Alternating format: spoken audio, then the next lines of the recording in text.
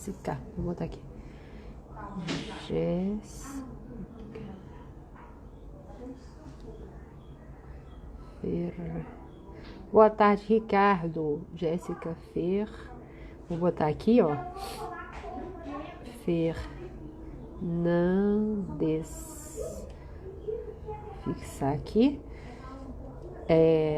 A primeira conversa. Como é que a gente faz aqui para fixar o comentário? De repente me deu um acesso de alergia que eu não sei o que é. Vamos ver aqui. Cadê a doutora Jéssica?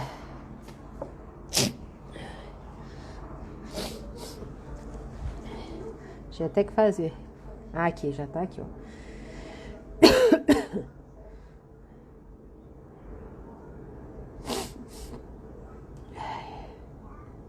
Pronto. Fazer a transmissão ao vivo com a Jéssica.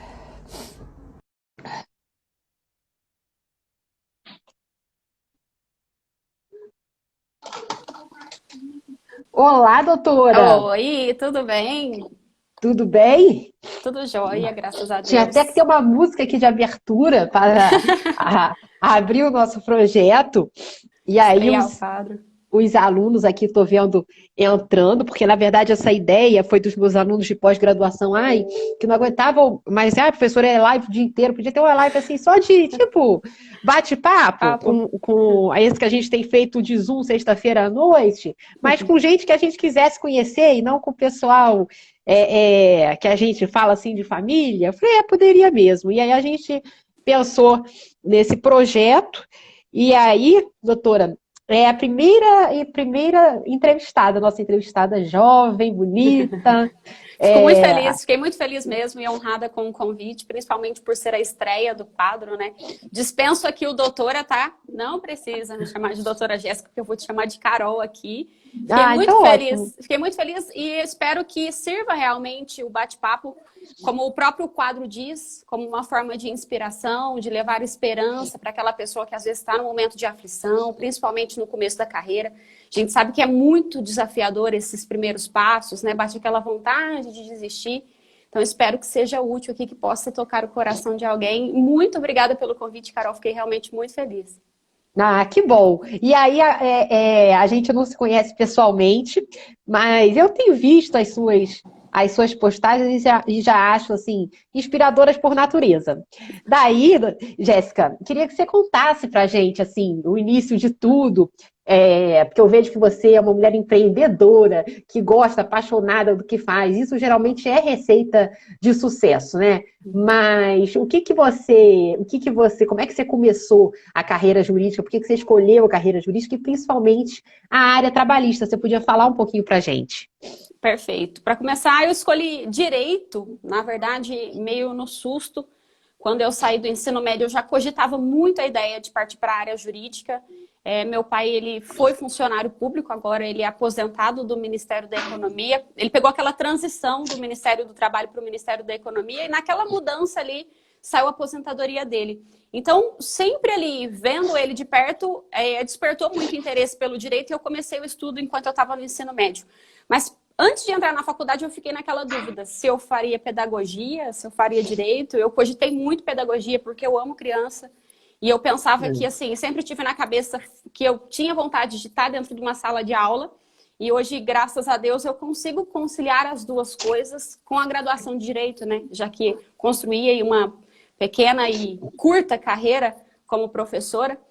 No comecinho, quando eu escolhi Direito do Trabalho, na verdade, no meu primeiro ano de advocacia, embora eu já soubesse assim que eu queria direito do trabalho, porque meus estágios foram na área trabalhista, eu tive a oportunidade de estagiar com o pessoal da fiscalização do trabalho, eu tive a oportunidade de estagiar com o pessoal que emitia carteira de trabalho, isso na gerência regional do trabalho.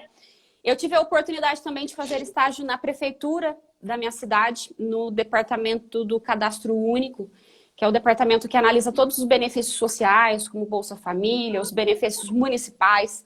E vendo ali toda aquela burocracia... Você começou a estagiar logo no primeiro período? Sim, como é que foi? Eu comecei a estagiar... Foi no primeiro período.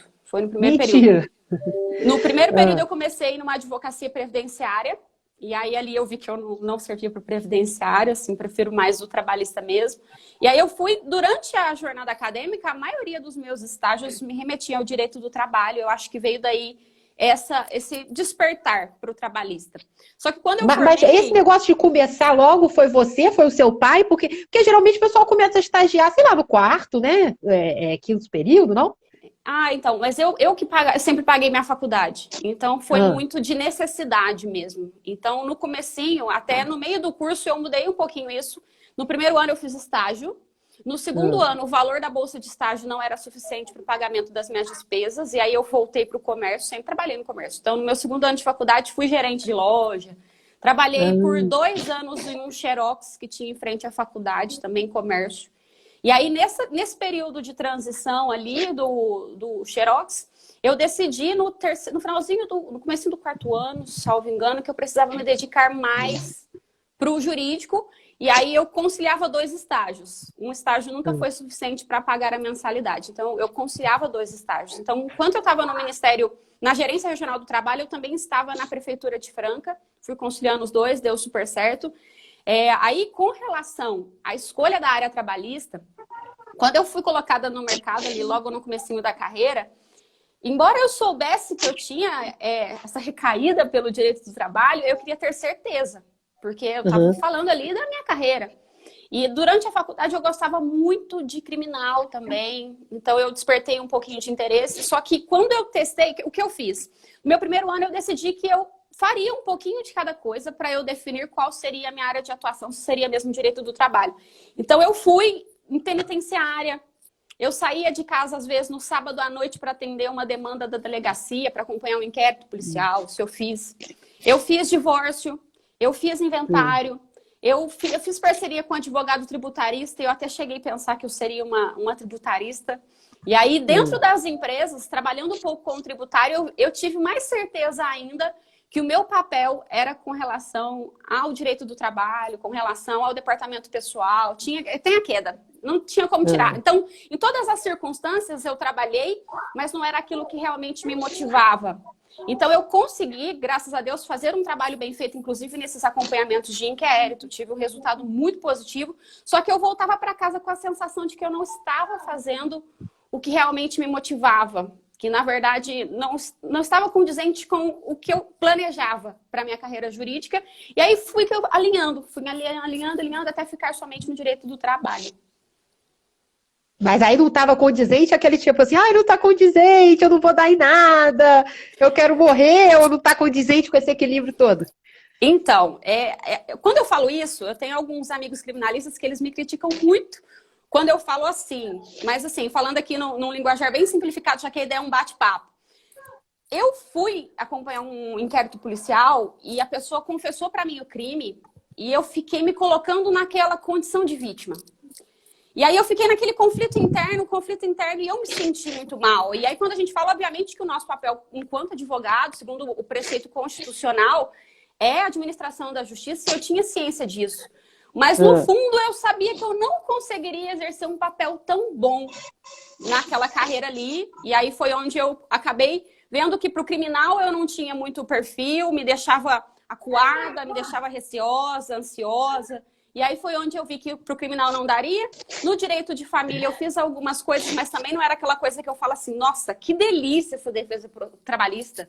Nossa, olha que legal essa audiência trabalhista, porque o trabalhista fazia muito isso comigo. E quando eu fazia as outras áreas, eu via que não me dava essa palpitação, aquela energia, toda aquela paixão. E aí foi onde eu vi que realmente o meu foco era o direito do trabalho. E eu percebi também... Saúde. Eu percebi no comecinho da minha carreira também que eu precisava sentir essa paixão por conta do aperfeiçoamento profissional constante, né? Então, pouco depois, ele com 2, 3 anos, que eu já estava na advocacia, veio a reforma trabalhista, demandou muito estudo. Quem é do direito do trabalho sabe. Aí saiu a medida provisória, demanda estudo. E a gente não consegue ser bom em tudo.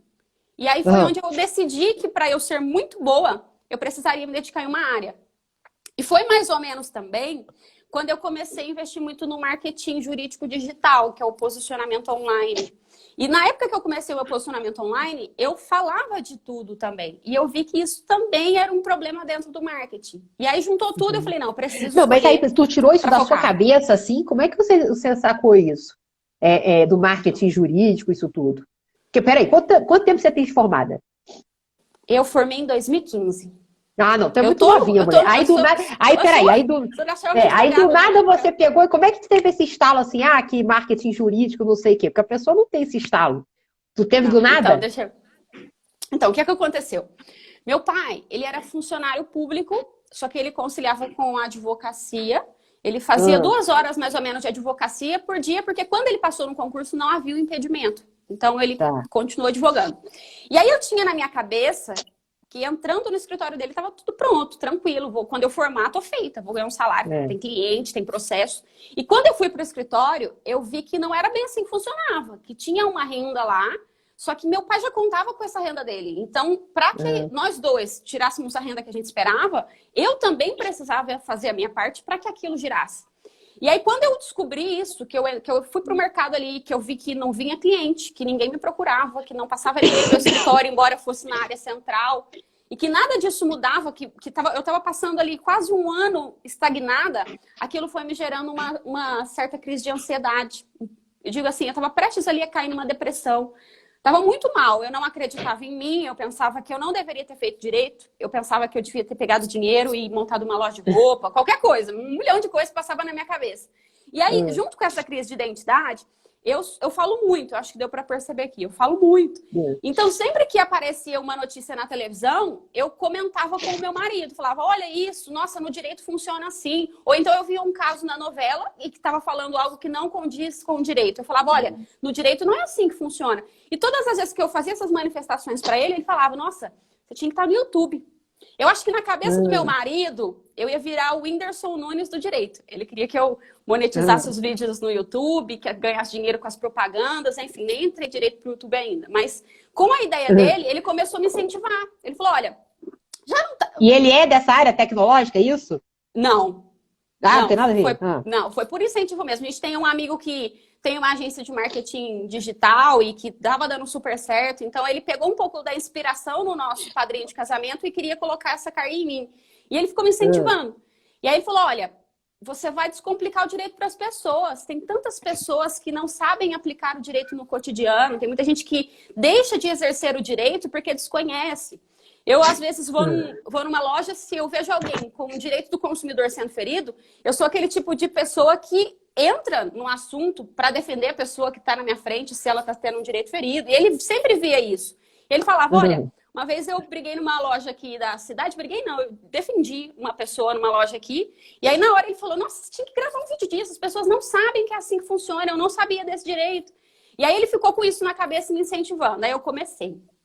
Desisti do Instagram umas 5 vezes. Peraí, aí isso era, você se formou em 2015, aí isso era quando? Foi no começo de 2016. Aí no começo de 2016 você montou a One Step. Eu montei o Responde Direito. Você montou o Instagram, o perfil. E começou a fazer esses vídeos das coisas que você falava com o seu marido, com a galera, que o pessoal via que você falava simples. Falava de tudo. Falava de direito de família, se mudasse a legislação, falava de tributário, falava de trabalhista, falava de tudo. Aí quando eu vi que para o marketing realmente engrenar, eu tinha que focar especificamente em somente uma área, eu fui para a área que eu sou apaixonada, que é direito do trabalho. E aí eu defini a minha persona no marketing e foquei totalmente na área trabalhista e as coisas começaram a fluir. Só que aquilo ali, que eu tinha uma expectativa totalmente... Na verdade, quando eu entrei, não foi assim, ó. Nossa, eu vou produzir muito conteúdo aqui porque vai converter cliente para mim. Nossa, eu vou produzir muito conteúdo aqui porque eu vou vender curso. Não, eu não tinha essa pretensão. Não, então quando você fala, peraí que eu tô ficando nervosa. Quando você fala que as coisas começaram a fluir, é o quê? O pessoal te ligando que tipo, caramba, eu tô gostando do seu vídeo. Esse tipo de coisa. Né? Ou era cliente já bombando, era o quê? Tudo começou isso. Começou a fluir de tal forma que, na verdade, eu falo que transformou a minha vida em, assim, ó, vou falar 1 ano e meio de conteúdo constante, todos os dias, ali, massivamente nas redes sociais. Começaram a surgir os primeiros clientes. Eu recebi, na verdade, pedido de proposta de honorários de uma empresa aqui da região. E aí eu vi que aqui... E o seu pai, que tinha escritório há anos, só olhando? Não, ele Você sempre apoiou. Ele sempre nas apoiou. paradas de sucesso. Ele sempre Porque apoiou. Franca é uma cidade muito industrial, né? Tem muito geração de emprego aí, né? É uma cidade próspera e tudo mais. Mas assim, a clientela do seu pai era essa clientela assim, com essa pegada de empresas, grandes empresas, médias, grandes empresas, ou não? Não, Não, era pulverizado. era. Você, Na verdade, aí sempre foi o começou o foco pessoal dele. te procurar. O foco dele sempre foi direito do trabalho, só que assim, era um escritório, nossa advocacia era bem mesclada para atuação para reclamantes e para reclamadas. E eu, enquanto estava lá no Ministério, acompanhando ali de perto as questões da fiscalização, as questões de negociações, direito coletivo, representação das empresas no direito coletivo, aí, dentro do direito do trabalho, aquilo ainda me motivava mais ainda. E aí, na época que eu comecei com a produção de conteúdo, foi o boom do compliance. Teve a regulamentação da lei anticorrupção através do decreto 8.420. E aí eu vi que dava para linkar o compliance com a parte de gestão de pessoas. E aí era o compliance trabalhista. E eu comecei a pesquisar sobre isso. E eu descobri que só tinha uma faculdade que fazia essa especialização, que é a GV, foi uma das pioneiras. E aí eu vi ali que tinha uma oportunidade de destaque maior, porque na minha cidade não tinha ninguém que trabalhava com isso. E eu falei, nossa, não conheço ninguém que faz compliance. Aí eu comecei a perguntar para os empresariais, faz compliance? Aí falava, não, nunca ouvi falar. Eu falei, gente, se ninguém nunca ouviu falar, então significa que é algo bom, é uma área promissora.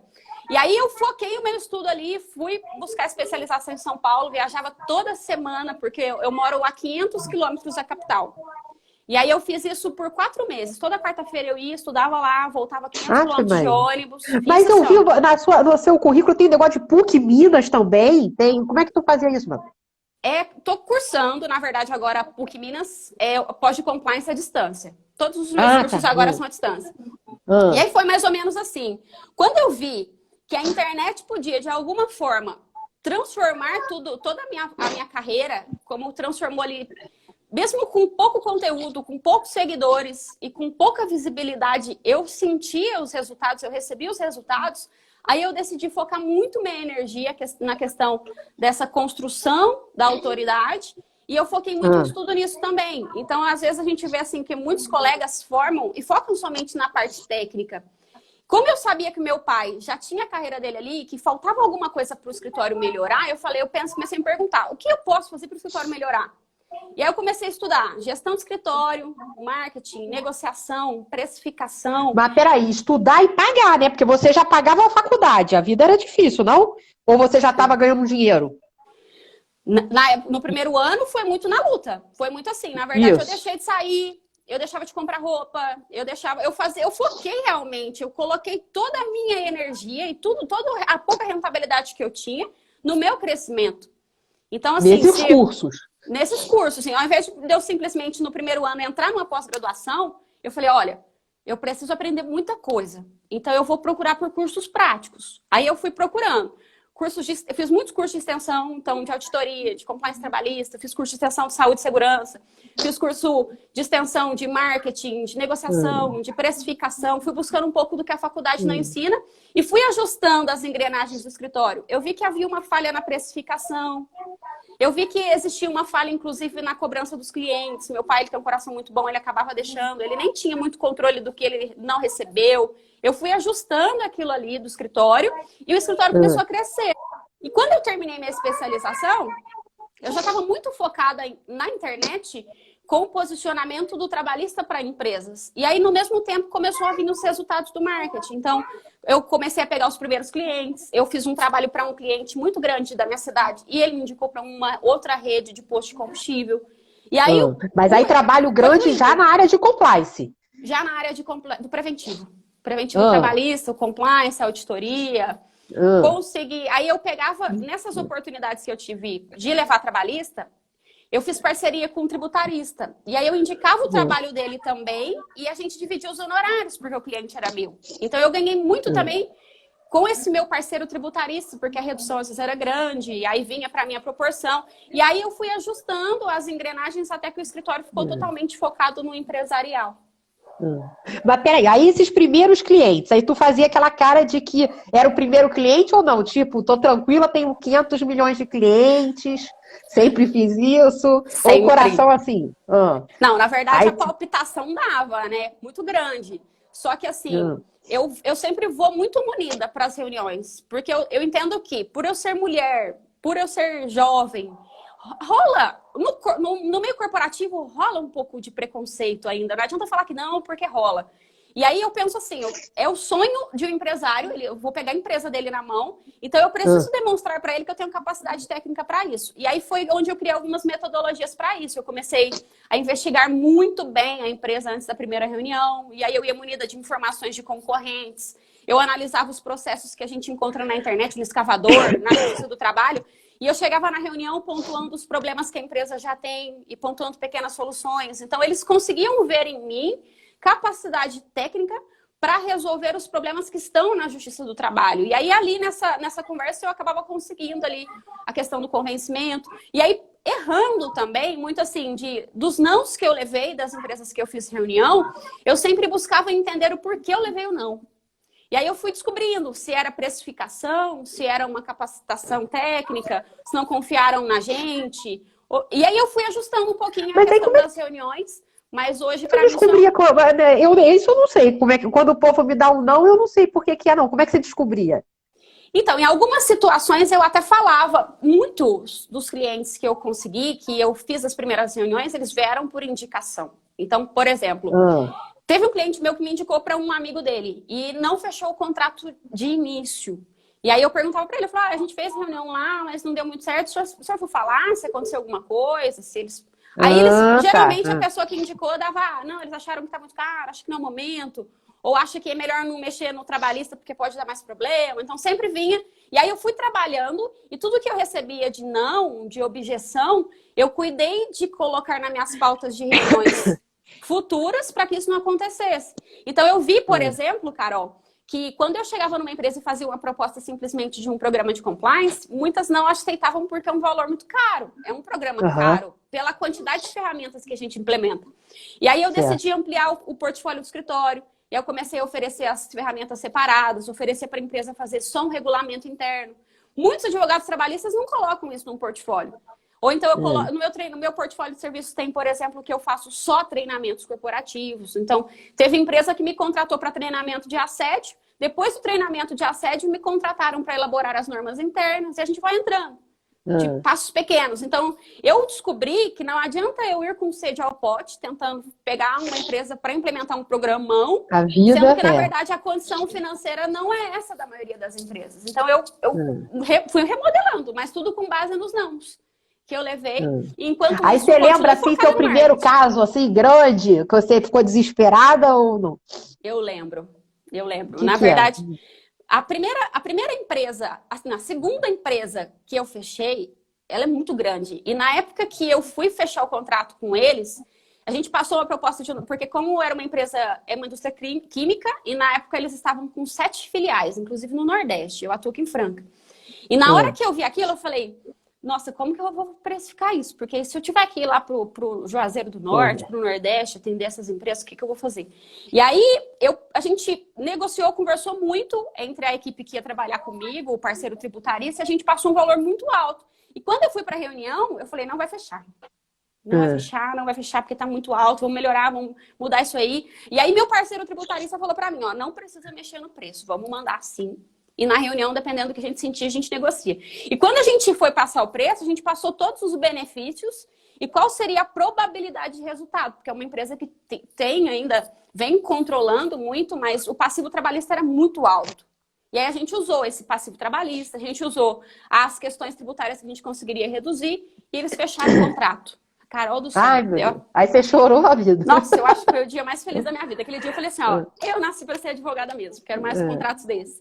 E aí, a cada degrauzinho que subia, que dava um resultado bom, eu me motivava mais, me energizava mais com a produção de conteúdo. Essa empresa, por exemplo, essa segunda que eu fiz, que foi o melhor contrato lá no comecinho que eu vejo hoje, eles me conheciam pelo Instagram. Então, a minha autoridade, ela foi validada pelas redes sociais. Na reunião de fechamento de contrato, a esposa de um dos donos da empresa, ela estava presente. E ela falou, olha, nossa, eu adoro o seu trabalho nas redes sociais. Eu adoro o conteúdo que você posta. Então, eu vejo que, assim, essa questão do posicionamento online é algo que pode sim auxiliar a jovem advocacia. Eu não digo que vai encurtar o caminho, porque mesmo com a produção de conteúdo é algo que é lento. Não adianta eu falar que a pessoa vai entrar para a rede social, amanhã já vai ter um monte de resultado. Não, tudo é constância, assim como a própria advocacia, né?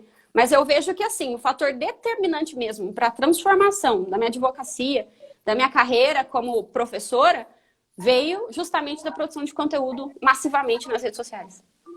Mas aí, assim, aí você, o que você diria que teria sido assim, seu maior medo nessa fase de começar a entregar seus primeiros relatórios, primeiros trabalhos, porque do mesmo jeito, né, que você entregando, acho que você pode bombar se você faz um trabalho ruim, né? O efeito, quer dizer, é muito difícil assim, no mercado, se a gente vai bem, o sujeito, ele elogia, mas acabou, passou, né? Comprou um sorvete e foi embora.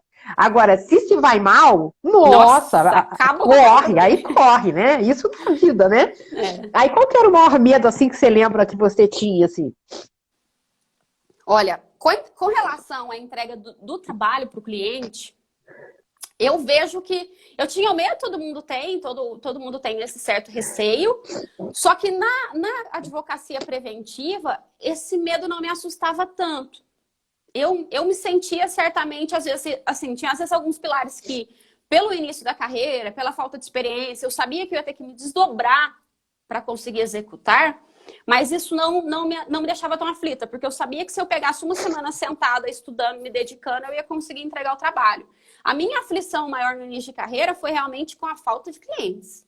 Eu nunca tive medo do trabalho, de falar assim, ela vai pegar a defesa mais difícil que tem trabalhista. Não, isso nunca foi, eu tenho medo dessa defesa. Não, eu podia até não saber, mas eu conseguia conversar com o cliente, falar que eu ia buscar uma solução estratégica para ele, e eu sabia que era meu jeito de conseguir, de buscar, nem que fosse procurar um parceiro para execução desse trabalho. Então, isso não me deixava aflita. Agora, a falta de cliente, sim, porque as contas continuam chegando, eu tinha já o espaço físico, eu tinha, na verdade, muitos planos quando eu estava saindo da faculdade que eu vi que não era tão simples assim para colocar eles em prática. Então, Como assim, aflição... por exemplo? Como assim? Que planos? Eu pensava que eu estava feita, que eu ia faturar muito bem com a advocacia. Eu pensei assim, nossa, eu formei, que delícia, agora é tranquilo, é só advogar. O pior pensamento da gente é esse, né? Não, tá tranquilo agora, é só advogar. E aí a gente descobre que quando a gente começa a advogar, os desafios são diários, né? Que a gente tem que vencer os desafios diários. O meu maior desafio era realmente a questão da estabilidade financeira. Aquilo abalava tanto o meu psicológico e o meu emocional que dificultava, às vezes, para eu executar as outras coisas. Eu tive que trabalhar muito o meu emocional com relação a isso para conseguir fugir dessa ansiedade na hora de executar o trabalho. Mas da parte de falar, tinha medo da insegurança jurídica, não. Sei lidar com o cliente, eu sei explicar para ele que tudo depende, eu sei passar para ele que a gente tem essa saída, mas tem que tomar cuidado porque na justiça eles podem interpretar assim. Eu acho que muito dessa questão da parte técnica, Carol, eu tive confiança pela parte dos estágios. Quando eu fiz estágio na advocacia, no escritório de advocacia no meu último ano, no finalzinho do último ano, no meu último semestre, eu fui pelo menos numas 80 audiências. E eu ficava ali sentada escutando o problema, e quando eu não entendia, eu perguntava depois pro pessoal do escritório, eu ia descobrindo aquilo, e aquilo me fez sentir muito confiança, porque é uma sala de aula, né? A audiência, os problemas, o que eu não entendia. Tanto que quando eu peguei minha carteirinha da OAB, no dia que eu peguei minha declaração da OAB, de inscrita nos quadros da ordem, no escritório tinha 3 audiências trabalhistas no mesmo dia, em varas diferentes, no mesmo, bem próximos horários. E aí talvez ia ficar difícil para você gerir os clientes, as testemunhas. E aí, assim, no dia que eu peguei a declaração de manhã, eu cheguei no escritório, no período da tarde, eles, olha, nós vamos precisar de você nessa audiência. Mas eles já sabiam que eu já estava acostumada. Eu já sabia que eu estava acostumada, que eu conhecia o juiz, sabe? Conhecia todo mundo lá da Justiça do Trabalho, chamava todo mundo pelo nome, até o pessoal da segurança, da limpeza. Eu já conhecia todo mundo porque eu ia muito lá. E aí, isso também me trouxe confiança, porque eu já me sentia familiarizada. E aí eu falei, não, tudo bem, vou enfrentar esse primeiro desafio. E eu fui. E deu tão certo que eles foram me passando audiências nesse curto espaço de tempo ali do comecinho. com mais ou menos uns 4 meses de advocacia, tinha semana que eu fazia 4, 5, 6 audiências. Então, eu acho que essa necessidade de estudo, de capacitação, para executar o trabalho ali, me trouxe segurança quando eu fui para preventiva, porque eu conhecia os problemas. Então, eu acho que foi mais ou menos por isso, assim, que eu não senti tanta insegurança com a parte técnica. O escritório que eu trabalhava, assim que eu formei, que eu fui firmar lá no escritório com o meu pai, ele prestava o escritório, eu descobri que o escritório todo ficava, na verdade, em cima de contrato da advocacia de massa de sindicato. Então, ele atuava para reclamantes do sindicato. Então, era uma advocacia assim, ó, com muito processo, muito prazo, muitos recebimento, que é bom, não era tanto assim não no final do processo, porque a maioria dava execução frustrada. Isso aí foi um ponto que eu notei no escritório também, que eu vi que merecia ajuste. E aí, por conta da advocacia de massa, eu fui colocada em muito estudo. Então, muitos processos, muitas audiências. E isso eu acho que trouxe para mim essa segurança técnica. Entendi. Nossa, menina, tô chocada contigo. Agora, deixa eu te perguntar uma coisa. E aí, essa vida de professora, porque tu parece que tem experiência de 100 anos e se formou anteontem. Tô ficando nervosa já. Aí, peraí. Aí você... E esse negócio de curso, One Step, não sei o que tem essa logística toda. De onde é que você tirou isso, doida? A One Step, então, foi tudo graças à internet. Eu falo que a internet transformou completamente a minha vida. Todos os convites que eu recebi, hoje eu sou sócia da One Step, sou sócia da Academia do Compliance. Na One Step eu tenho a Tássia Prado como sócia. A gente se conheceu pela internet.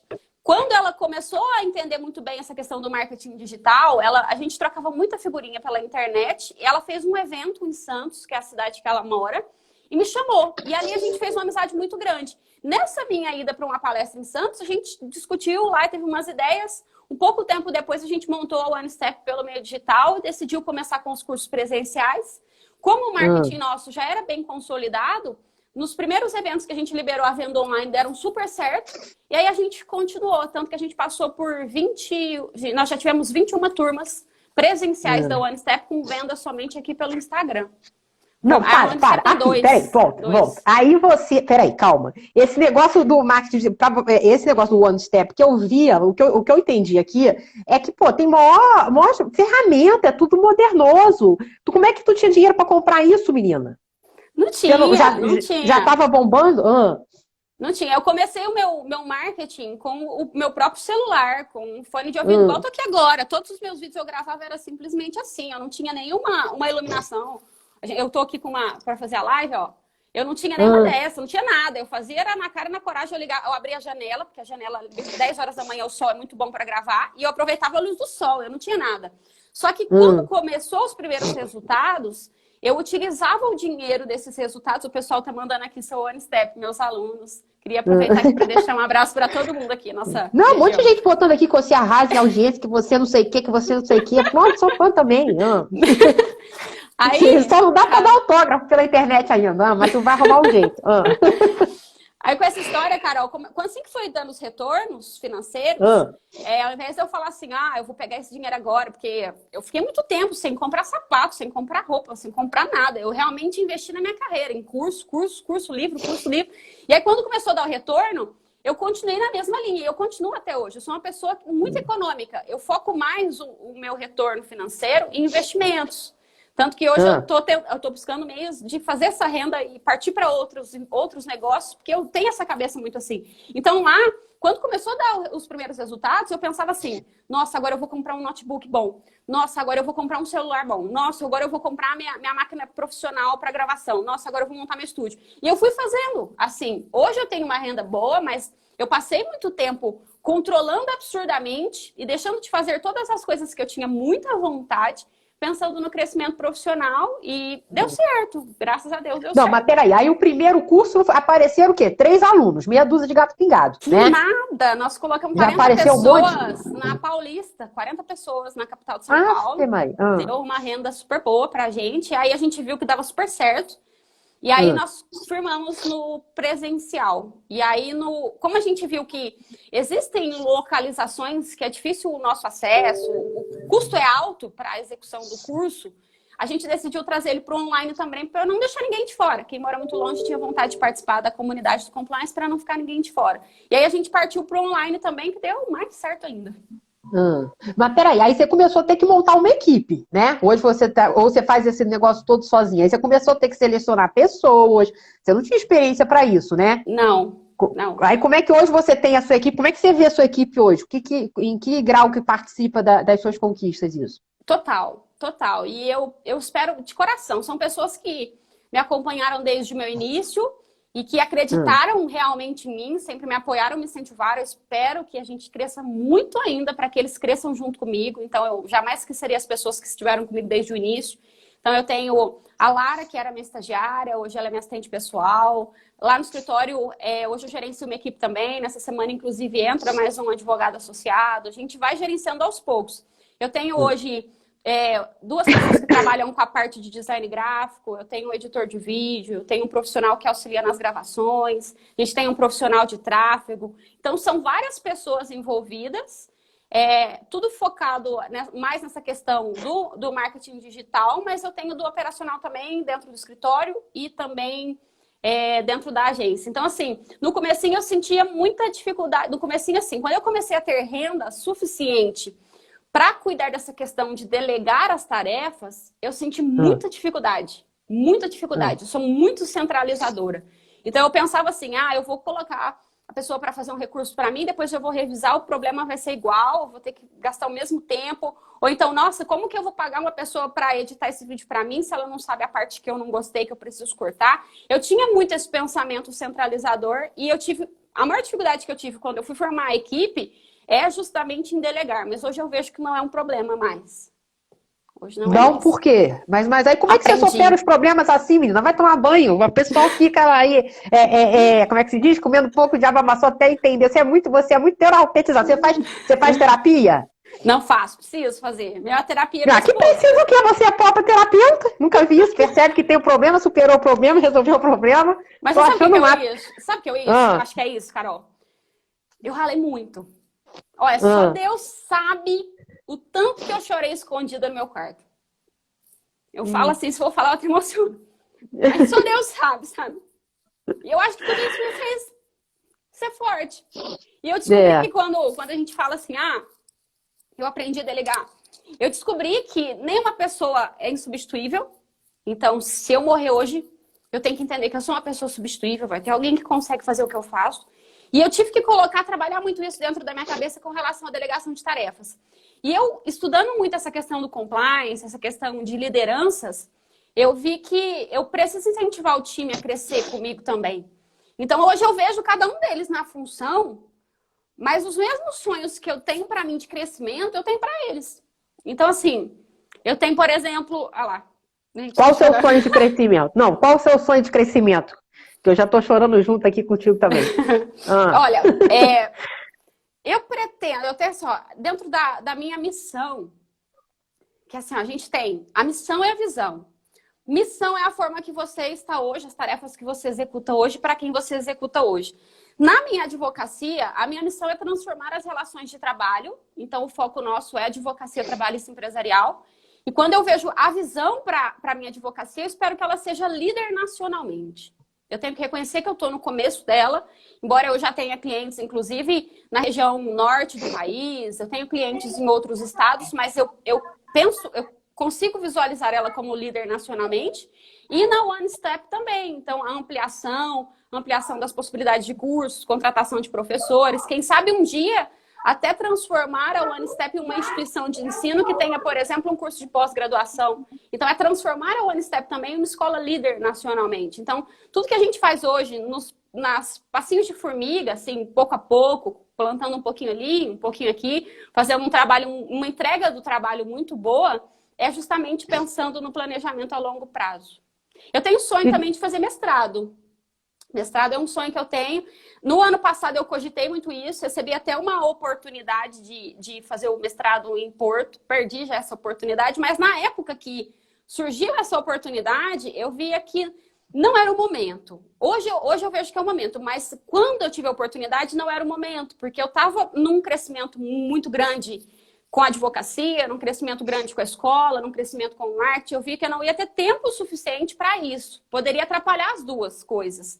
Agora que está tudo caminhado, agora nesse próximo semestre, eu vou ajustar ainda mais a equipe. Como eu falei, essa semana provavelmente a gente vai colocar mais uma pessoa como advogado associado. E aí eu vejo que agora eu consigo, por exemplo, se eu decidir fazer esse mestrado em Portugal, eu consigo de Portugal gerenciar a equipe aqui, eu consigo deixar tudo fluindo normalmente, mesmo à distância. Então agora eu vejo que pode ser, Estou estudando ainda, mas eu acredito que eu vou tentar agora no finalzinho do ano ou no ano que vem, porque eu sinto que eu preciso de um mestrado também.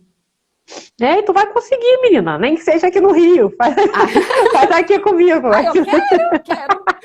Faz aqui na UERJ, para ampliar. Partiu. Aí pronto. Aí vai ficar de Oiapoca Chuí mesmo. Mas peraí, aí esse Fernandes do seu escritório, então, é você e seu pai.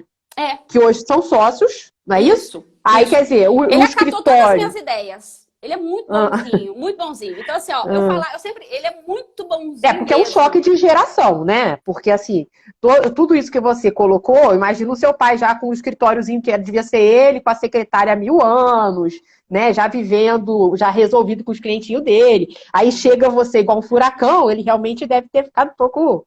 Né, quando eu falei para ele do marketing, da questão da produção de conteúdo, ele ficou um pouco assustado, porque a gente tinha muito aquela visão fechada da ética, e aí ele, pelo amor de Deus, vai ser chamada na ética, não faz isso, calma, vamos estudar, qual que é a sua ideia? Como que você vai comunicar isso? Ele me fez um monte de questionamentos, aí eu busquei posicionamento, busquei parecer, fui consultar para ver se aquilo realmente estava certo, eu vi que estava, comecei. E aí, com o estudo de gestão de escritório, a questão de precificação, a questão de negociação, tudo que eu aprendia, eu passava para ele. Eu falava, olha, pai, por que a gente não começa a fazer assim agora? Ó, vamos começar a fazer assim, vamos passar para a secretária agora para ela trabalhar assim essa questão do aumento da cobrança da nossa consulta. Ó, vamos mudar assim esse valor que a gente está cobrando nisso aqui. Vamos parar do senhor receber aqui um processo de inventário ou de divórcio, vamos receber só os trabalhistas. Eu fui ajustando, pouquinho em pouquinho.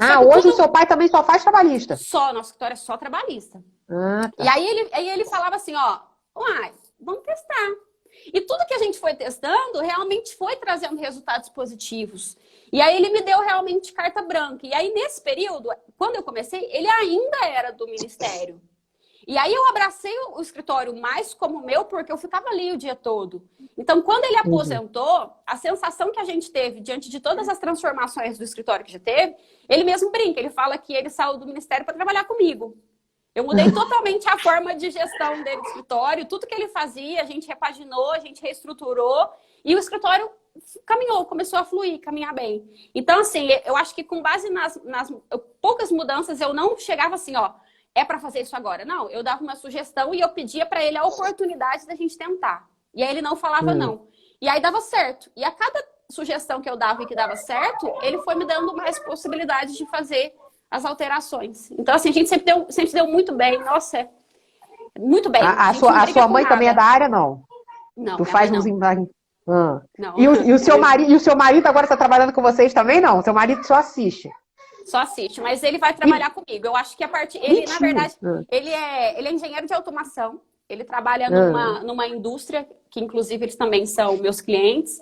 E ele trabalha lá com a parte de engenharia de elétrica e automação. Só que agora começou a dar tão certo as coisas que provavelmente esse ano ainda ele vem para trabalhar também. Ah, menina. E vem cá, e pensar em ter filho, como é que é isso? Porque isso na vida da mulher é uma questão, né?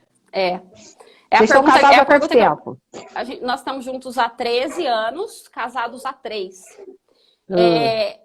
Todo mundo fica perguntando, vai ter filho, não vai ter filho? Eu quero muito ter filhos, amo crianças, só que ainda eu não senti aquela palpitação no coração que é o momento. Mas eu acho que assim, 2, 3 anos no máximo, aí eu vou para a maternidade, mas aí se Deus quiser já vai estar tudo estruturadinho. Aí já arruma mais gente para trabalhar aí. Trabalhando em casa, aí crianças. Tranquilo. Não, e também esse negócio da pandemia, se bem para você não, né? Para mim, para os dinossauros, a pandemia mostrou que o teletrabalho funciona muito bem, mas você já devia ter isso nato em você, já Eu acho que está totalmente, é muito mais tranquilo para o mercado de trabalho da mulher, né, compatibilizar essa questão hoje em dia, né? Ah, Eu eu acho que você acho. tiraria de letra, até o mestrado, o doutorado, que Eu seja, enfim. acho. Na verdade, a minha mãe, minha sogra, elas apoiam demais. Então, elas falam que se eu quisesse ter o filho hoje, eu não ia ter problema nenhum, que elas iam me ajudar completamente.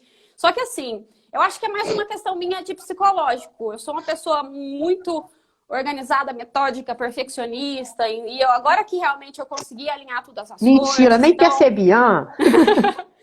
agora que eu Agora, consegui. agora vem cá, se você virar assim, tipo, antes de dormir, que a gente fica pensando assim, o que você acha que na vida que você construiu, que você tem mais orgulho assim de contar, que você sente mais assim, aquela palpitação do coração? O que você acha que você construiu de mais lindo?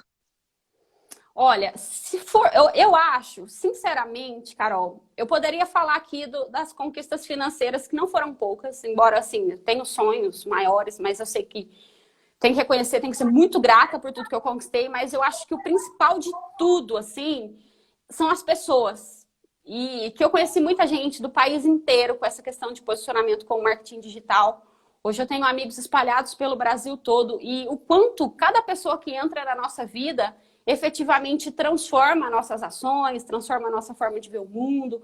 Conquistei aí muitos amigos, muitos parceiros. Tenho, por exemplo, aqui a Tássia, que além de minha sócia, é minha melhor amiga, está comigo aí nessa lida, assim, pretendo carregá-la comigo para sempre. Então, eu vejo assim, que embora eu tenha muitos resultados, se eu pudesse falar por exemplo, hoje eu faço parte de 7 instituições de ensino, como professora. Então, são coisas assim, eu sou jovem advogada, eu não saí dos 5 anos, eu pago a minha anuidade da OAB como jovem Um advogada show. ainda. Então, assim, eu fui na eleição passada da subseção, fui candidata como diretora adjunta, que é uma chapa adjunta que tem aqui na nossa região. Então, assim, muitas oportunidades surgiram. A partir do momento que eu tomei a decisão que eu precisava me posicionar, que eu precisava ser vista para ser lembrada, e efetivamente assim foi. Mas o principal de tudo são as pessoas. E segundo, eu descobri nessa lida com o direito do trabalho, com essa questão da lida direto ali no chão de fábrica que a gente fala, dentro da empresa, ou na botina suja, quando a gente fala, por exemplo, das empresas do agronegócio, eu descobri que eu tenho na mão o poder de transformar a forma das pessoas enxergarem as relações de trabalho. E eu descobri que é possível sim, mesmo para aquele gestor, aquele proprietário de empresa que é narcisista, que pensa que está fazendo um favor de dar um emprego de conceder um emprego para uma pessoa, que a gente, com jeito, com ferramentas, com diálogo, com números, a gente consegue transformar também a forma das pessoas enxergarem as relações de trabalho. E isso acabou se tornando uma missão minha e da Tássia. Então a gente tenta. Você acredita mesmo, né? Quando você perde processo, você fica chateada, você fica assim, o mundo foi injusto, sofre, se Ah, já mistura pra chorei. caçamba. É. Já chorei. Qual a sua Já chorei com religião? Qual a sua dispensa. religião, Jéssica? Eu sou espírita Hum, kardecista. hum. E eu já chorei demais, já chorei com casos dentro das empresas também. Ixi, sofro muito, sofro muito. Esse período de pandemia, nossa senhora, sofro muito. Hum. Porque às vezes é uma orientação que você tem que passar para o RH, às vezes o RH passa aquela lista que eles pretendem fazer de corte. Aí a gente cria afinidade. Como eu tô ali sempre dentro das empresas, dentro das organizações, a gente cria certa afinidade. Então, até nessa parte preventiva, a gente sente aquela dor quando tem que tomar uma decisão complicada, mas de perder processo, de perder alguma decisão assim que não foi favorável, isso aí acontece. A gente nunca fica feliz, né? Nunca fica O que você feliz. acha que te define assim profissionalmente? Se você pensasse uma palavra assim, uma característica, Resiliência, é? eu acho. Resiliência. Porque, assim, em vários momentos pensei em desistir. No momento que eu estava mais no fundo do poço, que eu pensava assim, ó, eu já vi uma frase que fala assim, que é quando você não tem mais para onde descer, que você descobre que você precisa subir. Foi mais ou menos isso para mim. Quando eu vi que já não tinha saída mais. Foi onde eu comecei a buscar uma outra coisa para ver se dava alguma coisa certo. E ali eu me reencontrei. Mas mesmo nesse caminho, por exemplo, da produção de conteúdo, eu excluí o Instagram 5 vezes. Eu fui muito criticada na minha Jura? cidade no começo. Todo mundo me criticava, porque falava, é blogueirinha. Ela tá... Não que blogueirinha seja algo ruim, mas utilizavam isso num sentido pejorativo, de que eu estava utilizando a rede social só para querer aparecer, ou que eu estava utilizando a rede social só para fazer aquele famoso recebidos. Todo mundo tinha essa visão de mim e falava que eu estava sendo antiética quando eu trabalhava com marketing informativo. Mas eu entendo hoje, analisando a situação, que era algo muito novo. E por ser muito novo, as pessoas assustaram muito com tudo que eu estava fazendo. Eu cheguei, simplesmente, comecei com marketing. E hoje eu vejo que se eu não tivesse resiliência, eu teria ficado lá atrás, principalmente nesse período de críticas. Então, às vezes vinha alguém falando, olha, eu encontrei tal grupinho de pessoas e eles estavam falando de você, que você não tem noção, que isso que você está fazendo não está certo, ou que você está querendo aparecer. Sempre que vinha alguém me trazendo essas mensagens negativas, eu pensava muito em desistir. E aí eu vejo que se eu tivesse desistido lá atrás, quando as coisas começaram a andar um pouquinho, começaram as críticas, eu não teria transformado a minha vida como ela é transformada hoje. Hoje eu vejo assim, tanto que essa questão do marketing é uma bandeira que eu levanto para a jovem advocacia, para quem está aí, às vezes, desmotivado com a advocacia, não só o jovem advogado. Não, tá vendo. Voltou. Porque, de fato, transformou a minha vida, sabe? E eu vejo que veio realmente da resiliência. Porque eu poderia... Poxa, mas eu vou te falar, hein, Jéssica, tu transformou a minha vida hoje. Esses coraçõezinhos que subiram aqui, cada um deles merecido. Você tem um brilho no olho, uma coisa muito especial de ser. Parabéns. Você vai muito longe. Carol. Tudo que você quiser vai conseguir. E eu acho que vai estar acabando. Eu não sou entendida de Instagram, mas eu acho que vai acabar. Então, fala, deixa uma mensagem final, bonita do jeito que você é, que você poderia falar para as pessoas, né? Ainda mais nesse momento que a gente está aí, todo mundo em casa tentando se reinventar na advocacia e na vida. Perfeito. Eu acho que, primeiro, quando a gente forma, eu acho que é uma tendência do ser humano aguardar as oportunidades. A gente espera que enviar um currículo vai dar certo, a gente manda um monte de currículo e vê que, na verdade, não é assim que funciona. Então, se eu pudesse dar uma mensagem se não tem alguma porta abrindo para você, se não tem uma oportunidade para você, tente criar essas oportunidades. Então, se nós estamos falando aqui da carreira na advocacia, procurar entender um pouco mais dos seus clientes, procurar entender onde seu cliente está para você crescer a sua rede de networking, buscar a questão da produção de um conteúdo informativo. Através do conteúdo formativo, a gente cumpre com a função social do advogado, de contribuir para a sociedade. Então, a gente, no começo, muito do que impede a gente de alcançar os resultados, Carol, eu vejo que é a autossabotagem. Para quem não sabe, na época da Revolução Industrial, os trabalhadores jogavam um pedaço de madeira na engrenagem da máquina para que a máquina parasse de trabalhar, para que eles também não precisassem trabalhar. E eu vejo que a gente faz muito isso na nossa vida. Então, o medo de julgamento é um saboto que a gente joga na engrenagem. O medo de escolher uma área para especialização é um saboto que a gente joga na engrenagem. A autocrítica. Eu acho que até mais do que o medo de julgamento das pessoas, a autocrítica pesa muito e é isso que a gente precisa controlar. Se eu pudesse deixar uma mensagem resumindo tudo aqui, acredite em você. Não deixe que ninguém diga o contrário, porque assim, é possível para todo mundo, tem espaço para todo mundo, não é um caminho fácil, os desafios são diários. Eu não vou te iludir falando aqui para você que pode começar na advocacia, que amanhã você vai estar cheio de honorário, cheio de cliente, não. Mesmo com o seu posicionamento online, isso demanda tempo, mas resiliência, dedicação, determinação e o principal, muita paixão pelo que faz. Aí eu tenho certeza que tudo dará certo. E coragem também. Coragem é uma palavra que eu gosto muito. Eu acho que ela tem total sentido nesse cenário que a gente tem falado, inclusive também durante esse período de pandemia. É algo que vai passar. Então, se tem algum advogado, algum estudante de direito que está estudando aqui, está meio perdido nesse período de quarentena, no isolamento em casa, usa esse período para estudar as matérias que a faculdade não ensina. Vai estudar marketing, vai estudar precificação, vai estudar negociação.